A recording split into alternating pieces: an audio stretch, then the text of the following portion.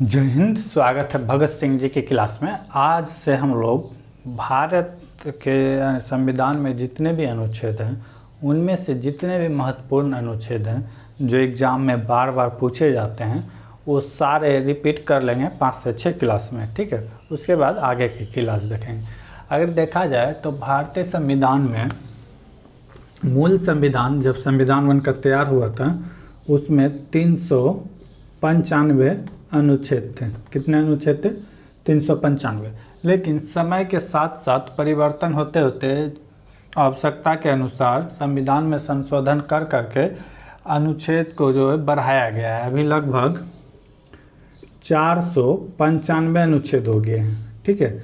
लेकिन ये नहीं कि अनुच्छेद जैसे 395 हो गया तो 396, 397 ऐसा करके नहीं, इसी में खंड करके जोड़ा गया है।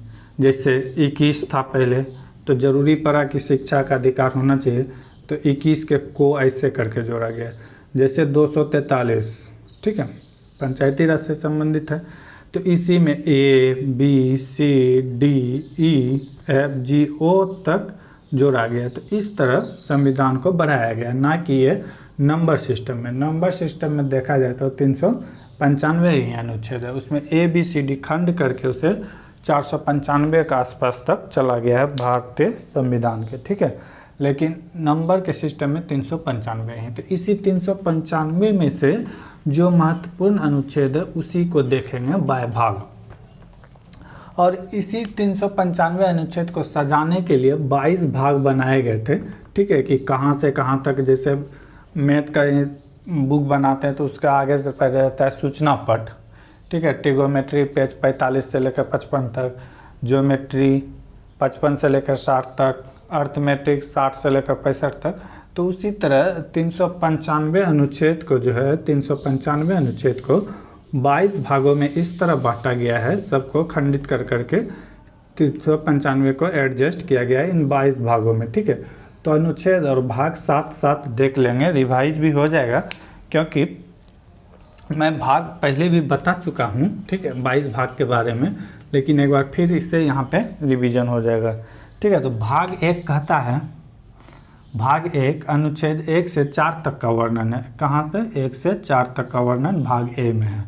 भाग ए अनुच्छेद 1 क्या कहता है? अनुच्छेद 1 भाग 1 अनुसूची 1 तीनों एक ही बात कहता है कि भारत राज्यों का संघ है। भारत क्या है? राज्यों का संघ है। वर्तमान में 28 राज्य और 8 केंद्र शासित प्रदेश है, यही है भारत। इसे से मिलकर क्या बना है? भारत, ठीक है। सुनेंगे थोड़ा सा बात में यहाँ पे, भारत राज्यों एवं केंद्र शासित प्रदेशों का संघ है। संघ, ठीक है। संघ, संघ मतलब होता है मिला हुआ। संघ को इंग्लिश में 2 तरह से कहते हैं, यूनियन कहते हैं, एक कहते हैं फेडरल।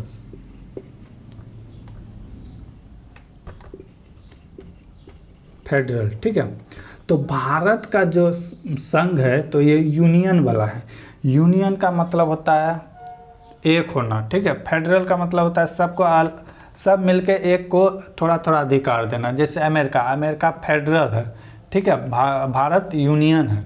हिंदी में दोनों को संघ ही कहते हैं, लेकिन भारत में क्या है? यूनियन है। अमेरिका में क्या है? फेडरल। अमेरिका में 50 राज्य हैं, तो 50 राज्य ने मिल के थोड़ा थोड़ा शक्ति केंद्र को दिया गया है। लेकिन भारत में उस तरह का नहीं है।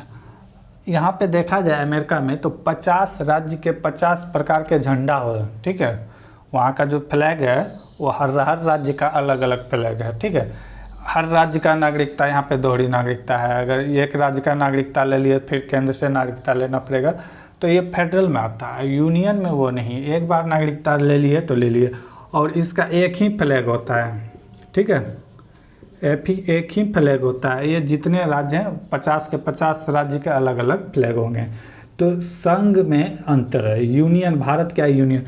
भारत के जो 28 राज्य हैं कोई अलग नहीं हो सकता है कि हम अलग होकर एक नया देश बनाएंगे, नहीं हो सकता है। लेकिन अमेरिका में अगर चाहेगा, जैसे न्यूयॉर्क चाहेगा कि हम अब संयुक्त राज्य अमेरिका से अलग होकर नए राष्ट्र बनाएंगे तो बना सकता है, कोई दिक्कत नहीं है।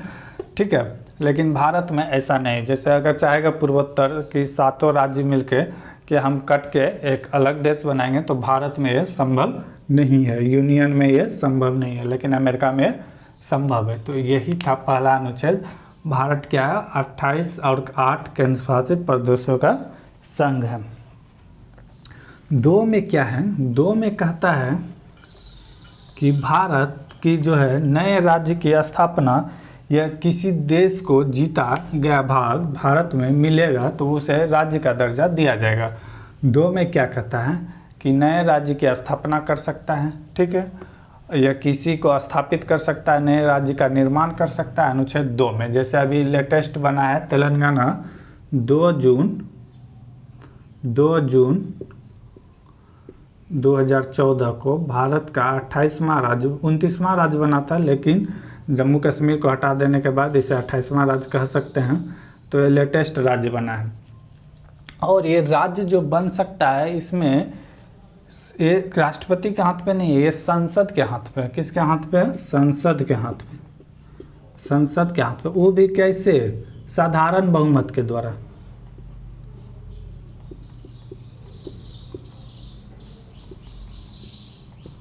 बहुमत के द्वारा, साधारण बहुमत के द्वारा पारित कर दिया जाएगा कि हाँ, जैसे अभी मान लीजिए उत्तर प्रदेश बहुत बड़ा राज्य है, अगर लगेगा कि संसद को कि ऐसा इतना बड़ा राज्य एक मुख्यमंत्री से नहीं चलता है तो इसे तोड़ के 2-4 जितना चाहे बना सकता है। इसमें राज्य की कोई भूमिका नहीं रहती। ये फैसला कौन से करते हैं, केंद्र सरकार करते हैं, ठीक है। तो समझ गए, वो भी साधारण बहुमत के द्वारा, राष्ट्रपति सिर्फ उसमें सिग्नेचर करेंगे, राज्य से पूछेगा भी नहीं कि क्या खुशी है, गम है, कोई दिक्कत नहीं है, वो अलग कर दिया जाएगा। भाग 3 कहता है कि संसद चाहे तो किसी भी राज्य का नाम, सीमा बढ़ा घटा कुछ भी कर सकता है, ठीक है। तो भाग 3 यही कहता है कि उसके सीमा क्षेत्र की उसको बढ़ाई घटा कुछ भी कर सकता है, कोई दिक्कत नहीं। 4 का 2 और 3 का वर्णन 4 में है। एग्जाम में जो मैक्सिमम पूछा जाता है, 1 पूछा जाता है, दूसरा पूछा जाता है, तीसरा पूछा जाता है। एग्जाम में चौथा बहुत कम ही पूछा जाता है, ठीक है। तो भाग 1 में 1, 2, 3, 4 अनुच्छेद थे। अब आते हैं भाग 2।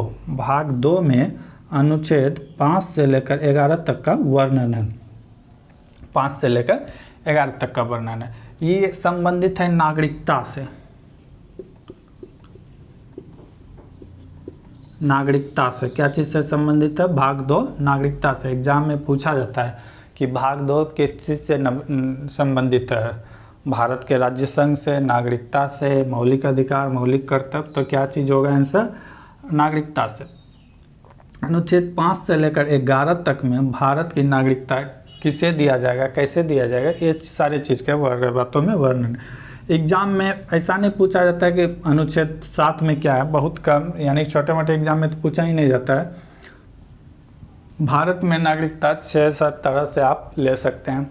एक तो भारत में अगर आपका जन्म है तो भारत का नागरिकता ऑटोमेटिक मिल गया, या कोई भारतीय कोई विदेशी महिला से शादी करता है तो उस बच्चे को भारतीय की नागरिकता मिल जाएगा, या कोई भारतीय महिला विदेशी पुरुष से शादी करता है तो उसे भारत की नागरिकता दिया जाएगा। अगर भारत किसी देश के जगह को अपने में मिला लिया तो वहाँ के जितने भी व्यक्ति हैं सबको भारत की नागरिकता दी जाएगी, ठीक है।